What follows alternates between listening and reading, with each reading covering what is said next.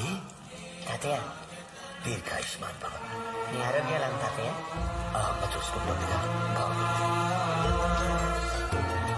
అవును, యుఎస్ లో నువ్వేదో కథ రాస్తున్నానని చెప్పావు. జీవితం అంటే దేవుడు ఆడుకునే ఆటలు నువ్వే చెప్పావు కదా తాతయ్య. ఇప్పుడు ఆ ఆటలనే రాస్తున్నాను. ఇంతకీ నేను రాస్తున్న కథ ఏంటో తెలుసా నీకు? చిన్నప్పుడు ఇక్కడ విన్నదే.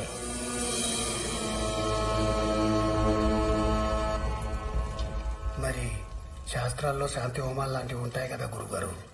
తప్పు చేశానన్న బాధ చేసిన వాడికి ఉండాలి కదా.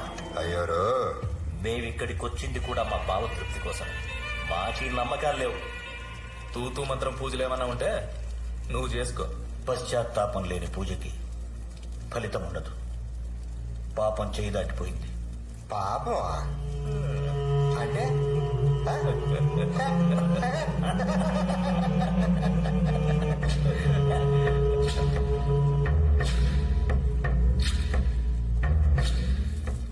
తాతయ్య, పశ్చాత్తాపం అంటే ఏంటి?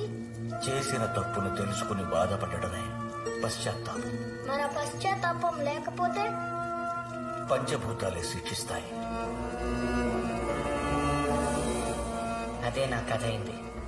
సాక్ష్యాలు లేకుండా పాపాలు చేసేవాళ్ళ మీద పంచభూతాలే పగ తీర్చుకుంటే ఎలా ఉంటుందా అని ఆలోచించాను. నలుగురి చావు ఒక్కడి చేతిలోనే ఉంటుంది. ఎవడు చంపుతున్నాడో చచ్చేవాడికి తెలియదు.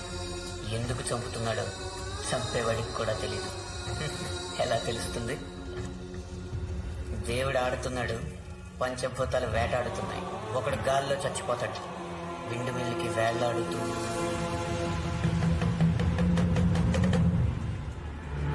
ఇంకొకడిని అగ్ని చంపేస్తుంది. కాశీలో చితిమంటల్లో పడి బూడిదైపోతాడు.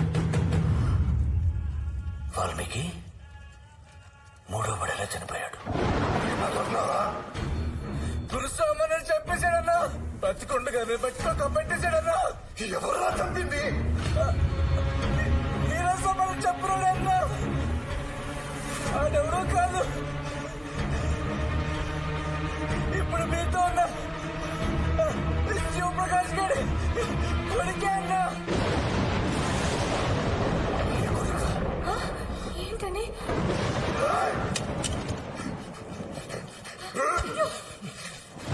ఈ కొడుకు నా తమ్ముడిని ఎందుకు చంపుతున్నాడు? ఎందుకు చంపుతున్నాడు? ఈ కాలానికి నా కొడుకు చేసుంటాడు. నా ముగ్గురు తమ్ముడిని వాడే చంపేశాడు. జాతకం ప్రకారం వాడే నన్ను కూడా చంపాలి. చెప్పు, ఎక్కడున్నా రాజు?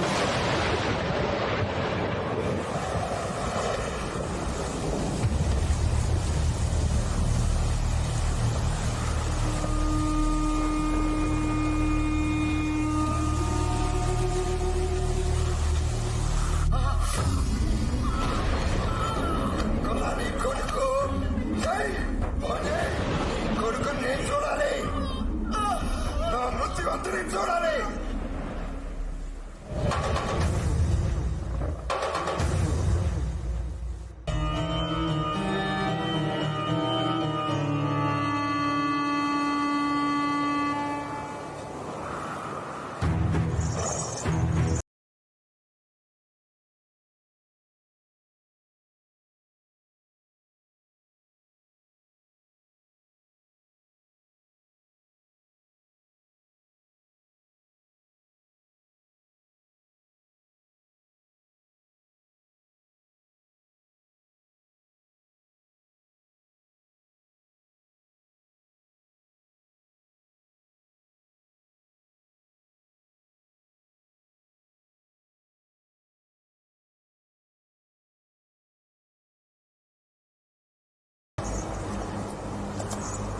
स्वस्ति न इन्द्रवृद्धश्रवः स्वस्ति न पूषा विश्ववेदाः।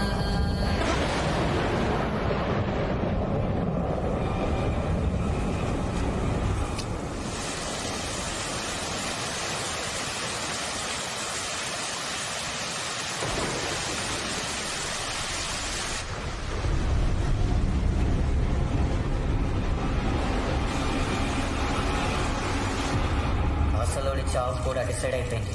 కాకపోతే నేను ఇంకా డిజైన్ చేయలేదు. చేస్తున్నది నువ్వు కాదు వాల్మీకి, అమ్మ చేయిస్తుంది. ముగ్గురమ్మల మూలపుటమ్మ, చాలా పెద్దమ్మ. పాపం మీద పాదం మోపి అహంకారం తలనరికి ఆది పరాశక్తి నీ చేత రాయిస్తున్నది. నువ్వు రాస్తున్నది కథ కాదు వాల్మీకి, నిజం.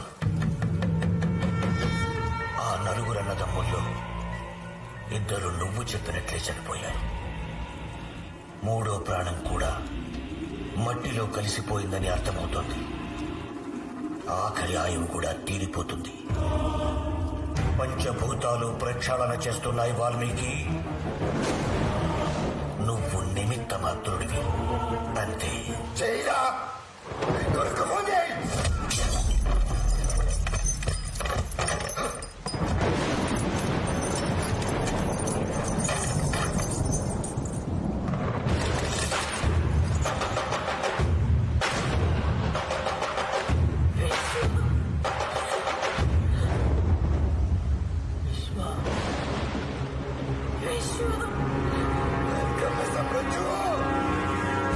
మీ అమ్మ బాబుని ఎత్తుకుంటూ రాలేదు, నన్ను ఎత్తుకుంటూ వచ్చావు.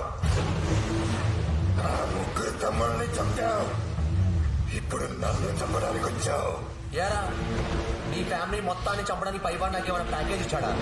నువ్వు ఎవడమో నాకు తెలియదు, మా అమ్మ నన్ను ఎక్కడ ఎందుకున్నారో నాకు తెలియదు, కానీ నేను నిన్ను చంపుతానని మాత్రం క్లియర్ గా తెలుస్తోందిరా. నీ ప్రాణాలు తీయడానికి నాకు పాస్పోర్ట్ ఇచ్చారని నాకు ఇప్పుడు అర్థమవుతుంది.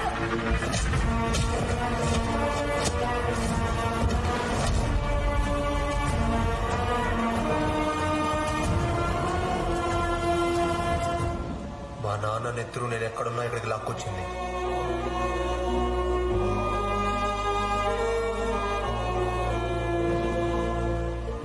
మా అమ్మ కన్నీటి పొట్టు నువ్వు ఎక్కడున్నావో నాకు చూపించింది.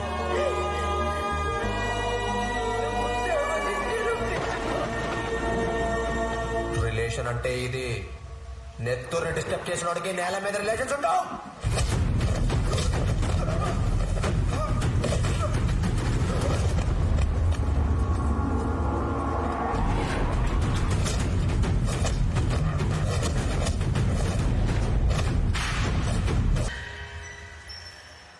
ఎరా నా చేతికి గీతలే లేవు, బీచాలలో రాసిపెట్టులేరా? వీడి చేతిరాతలో నా తర్రాతలు మార్చేస్తే అంటగా చెరిపేస్తే పోలా.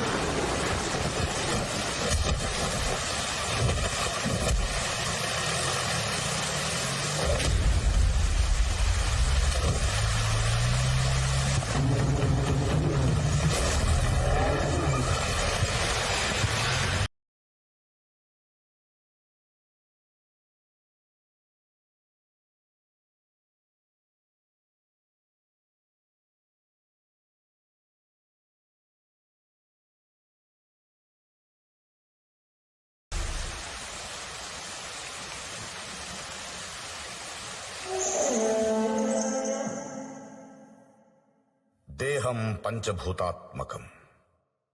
గాలి, మట్టి, నీరు, నిప్పు, ఆకాశం కలిసి శరీరాన్ని నిర్మిస్తాయి, నడిపిస్తాయి. నీ సంకల్పం మంచిదైతే సహకరిస్తాయి. తప్పు చేస్తే నీలోని పంచభూతాలే నిన్ను శిక్షిస్తాయి. అది ధర్మం.